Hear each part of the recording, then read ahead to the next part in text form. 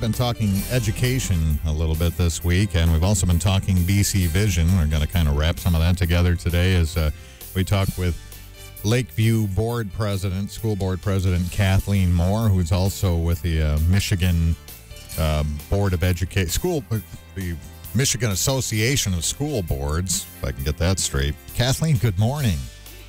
Good morning, and thank you very much for coming in here and giving us a little of your time. I know you're a busy person. Oh, thanks for having me. I know some people on school boards, and I don't know if they realize how much work it is when they get into it. It's a lot of work to get there and to understand it. Now, fortunately for you, I think, and by the way, you've been on the board almost 14 years, right, at Lakeview? That's correct. That's a lot of service. Thank you very much for that. I mean, that's a thankless task, I know. But you kind of come from an educational background, don't you? I do. What brought us to Battle Creek was when my dad, Bob Ward, became principal of Lakeview High School in 1974. So I grew up with education. 1974. And so were you in high school yet then? Or? I was partway through my 8th grade year when we moved here. So soon to be in high school, yes. So my dad was my principal. Oh, my. What was that like? It was always said if we got in trouble once at school, we also got in trouble at home. So it was a double whammy. But, as the oldest, I was a big rule follower. So I tried to do my best not to get in trouble in either place. Oh, well, that's good. I mean, some schools, they have a principal and then they have a vice principal, and he's the bad cop. Did they have that at Lakeview? Actually, when I was at Lakeview, we had a principal and 2 assistant principals. So, yeah, there were two bad cops. Yeah, so it had to be really bad before your dad had to get really involved with putting the hammer down. Huh? Yeah, most people remember Dad fondly because they didn't spend a lot of time in his office if they were having issues with their behavior. That's great. Now, when you first got elected to the school board almost 14 years ago, of course, you had a lot of knowledge of how things kind of work. Coming from a family where your dad was a principal, but there were things that there was a learning curve, wasn't there? Oh, absolutely. I remember thinking I didn't feel super comfortable with it until I had been on there for a full year and seeing the entire cycle of one school year. I understood what the instructional piece was a little bit more, but when it came to some of the finer points of financing and how we do education and setting policies that are appropriate for all, it was a pretty big learning curve. And that's when you got involved with the Michigan Association of School Boards? Shortly after I became a board member, I took a class. The MASB offers classes for board members. It's our professional development. And I took one on legislation, and it really intrigued me. So I started going to the government relations meetings for Michigan Association of School Boards, and then soon became a member of that. And that really did help me learn even more quickly. Now, are you kind of like the mentor of the school board, or does that not work that way? Actually, we've lost some of the mentors that I had in recent years. We had 2 gentlemen who had served at the time that they stepped down. They had served 34 years. In fact, Jim Nelson was a 34-year member of the board. Jim Davis passed away a couple of years ago. He had been on the board 34 years. And Jeff Ander just left the board not quite a year ago, last fall. And he had been on 25 years. So they were my mentors. And now we've got one other gal, Mary Jane Sipsick, who's been on just a little bit longer than I have. So, we work really well as a unit. It's nice. We help each other along. Well, I think it's good to have new people coming in that have new ideas and different skills, but you certainly, with something like that, it pays to have somebody who's been around the block, because a lot of the issues don't change. It's still, how are we going to pay for this? What are we going to do about this problem? That's very true. In fact, at a recent MASB meeting, someone read from an agenda of what needed to be done in education from about 10 or 12 years ago, and we all at the table thought, wow, not much has changed. We are still dealing with the same issues. So, yeah. One of the things that I hear people talking about in trying to improve education, at least from a funding standpoint, is, cut some of the fat, get the administration down. I mean, why do we have to have 1,000 school districts or whatever it is. I think there's maybe more like 600 or 800 or something. Mm-hmm. Don told us yesterday, but I forgot. Yep. But why do we need so many? Why can't we consolidate them? And then other people say, well, no, I want the autonomy of being able to, control more of how my kids are educated, and I want my school district. But maybe the other side of that is, well, maybe if these districts could collaborate more and share more and figure out stuff, they could save money and work together better. Are we doing that in this county? We are doing some of that, and you're right. The key is to collaborating.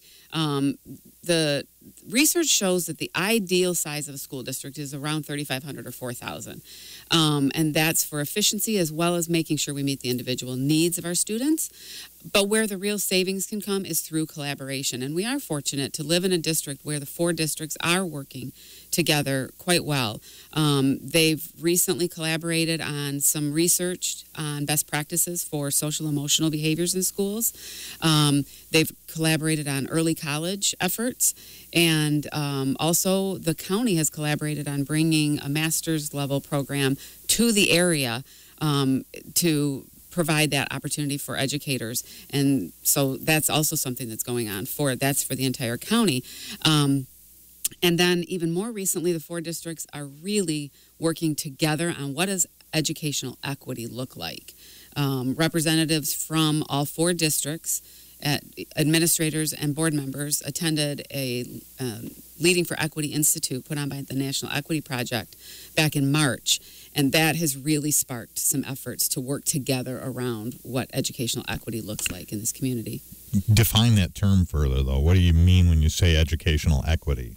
We know that we have a lot of students who are not having access to opportunities that others are. There was a study done as a part of BC Vision. I co-chair the College and Career Readiness team with Maria Borden, and we engaged New York University last year, their Metro Center, to do a study on education in the community. And what that study, which came out in February, told us, many people knew this, but to see it in a study was very important. And that is that we've got a lot of students, primarily our students of color and our poorer students, low socioeconomic standing, who are not having opportunities that allow them to thrive the same way our white, more affluent students do. And so we have to figure out what it looks like to give the additional supports needed so that they thrive in the educational setting like our other students do. What's an example of some place where some opportunity they're not getting?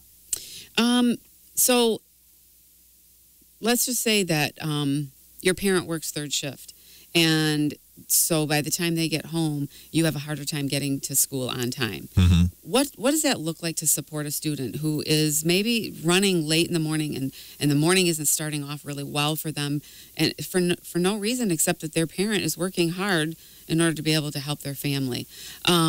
What does it look like to educate? If I am a white teacher doing my very best in the classroom, and we know that our educators are highly professional people working very hard, but most of our educators are white. How do I understand what it's like to be part of another culture and the special needs that a different culture has than my own culture? And then what do I do about that? So one example would be the disparity we have in the rate at which we discipline our white students, or particularly white male students in our schools, and our African-American males in our schools. What do we need to understand about the behaviors that are displayed by both, and discipline in proportion to the way the students are in our school?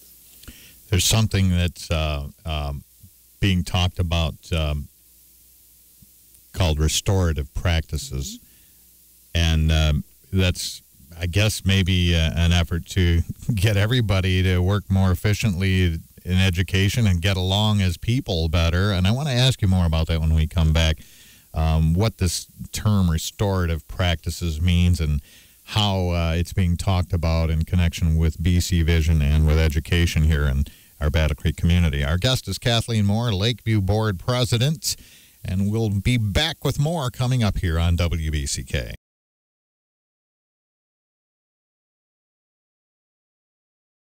We are talking education right now with Kathleen Moore, the Lakeview Board President. She served on the Lakeview Board now almost 14 years and is also involved with the Michigan Association of School Boards.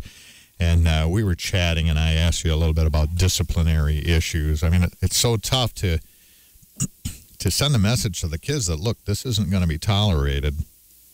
And if it is, you know, you're out of here. Or, yeah, please don't do that. Please don't threaten to kill our teachers, by the way, and sit 3 rows over now. That doesn't give a message either that, you know, that you can't do these things. So what's the solution? And you had said, well, you know, putting them out on the street a lot of times is just what they want and the worst thing for them. Yeah. I mean, you're right, and it's a balance. We have to make sure our schools are safe. That's in. I know in Lakeview's case, it's in our mission statement. But we have to make sure they're safe, and at the same time, we want them in our schools. If they're not educated, they don't have the opportunities to thrive in life and to become productive. So it is a balance, but we need to make sure that the schools are safe and we're doing our best to educate kids. So the idea then is to engage in a concept called restorative practices to maybe try and improve all of this. It is a way that is being used more and more, and so the idea is that if all you do is suspend a child, they go home, they sit at home. What lesson has been learned? For some, maybe there is a lesson, like they do really want to be in school. For many, that there's not a lesson that's learned through that. And so through restorative practices, there's an opportunity for reflection and learning. My dad used to say, use the teachable moments, and that's really what it can become. There's also an opportunity to come together with the person maybe that you had the conflict with and talk that through, and creates an atmosphere for healing and moving forward. I looked it up. Restorative practices in education circles and groups provide opportunities for students to share their feelings, build relationships, and solve problems.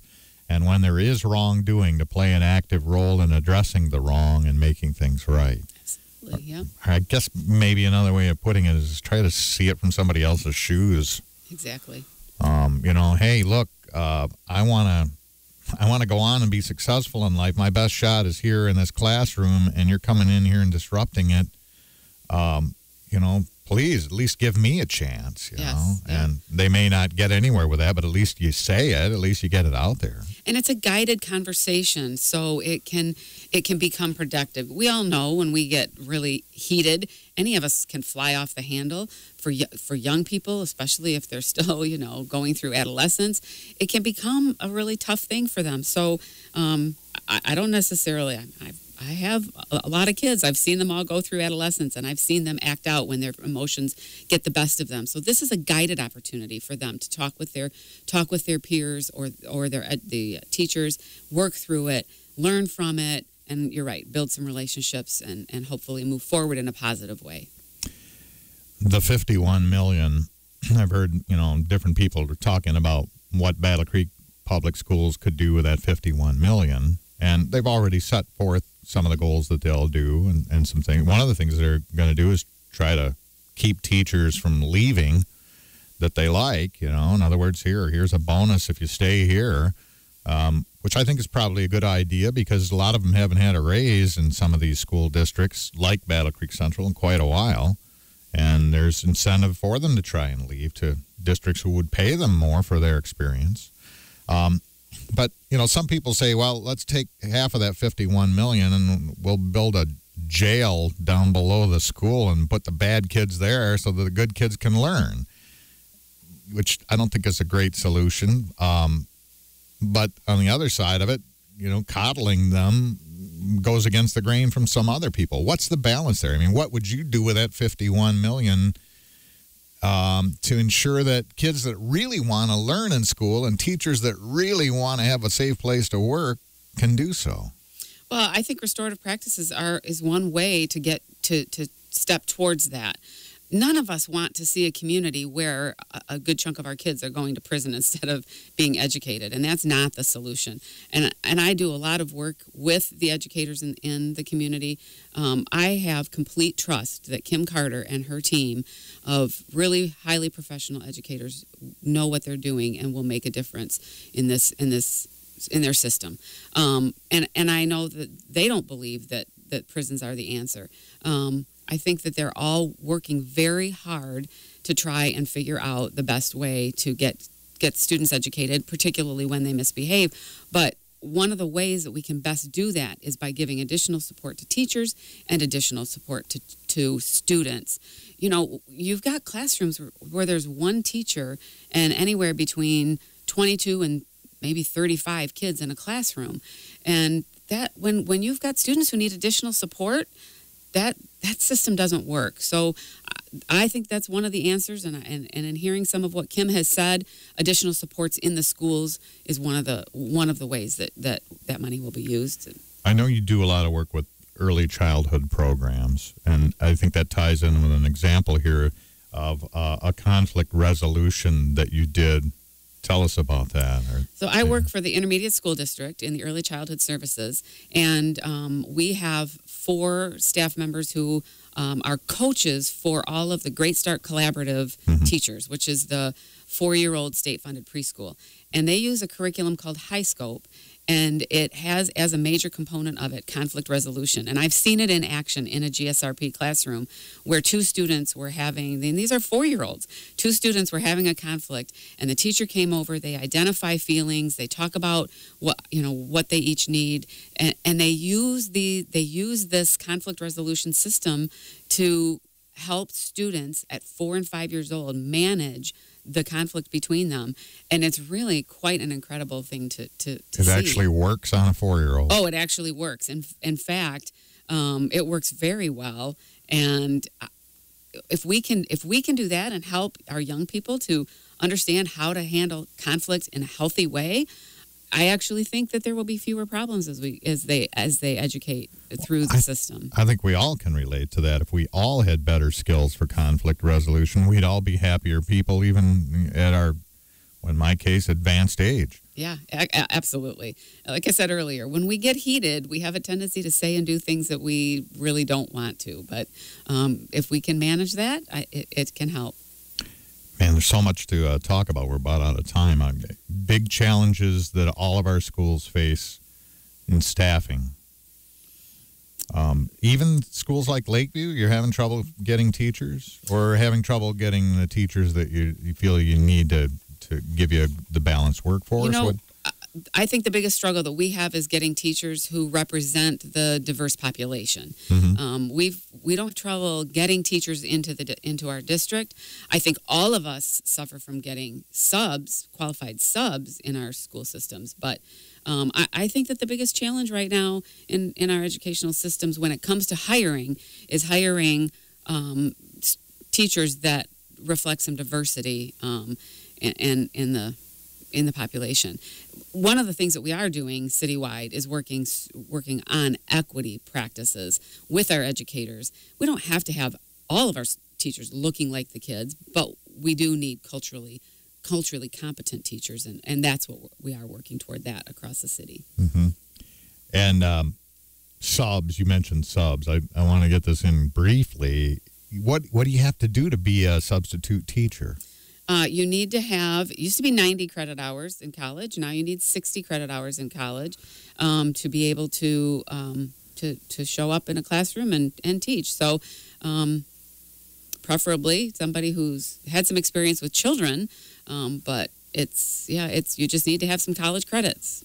And I think one of our part-time people does a lot of substitute teaching in the area. I think it's maybe $100 a day. Roughly, yeah. Not a lot, but if if it fits your schedule and something you wanted to do, it could be pretty cool. And I would encourage anybody who wants to just earn a little bit of extra money and would like to work with our youth in the community, and you've got some college credit, please contact the school districts. Kathleen Moore, I really thank you for spending some time with us today. Hopefully we can have you back again soon and discuss more of these educational issues. Thanks for having me.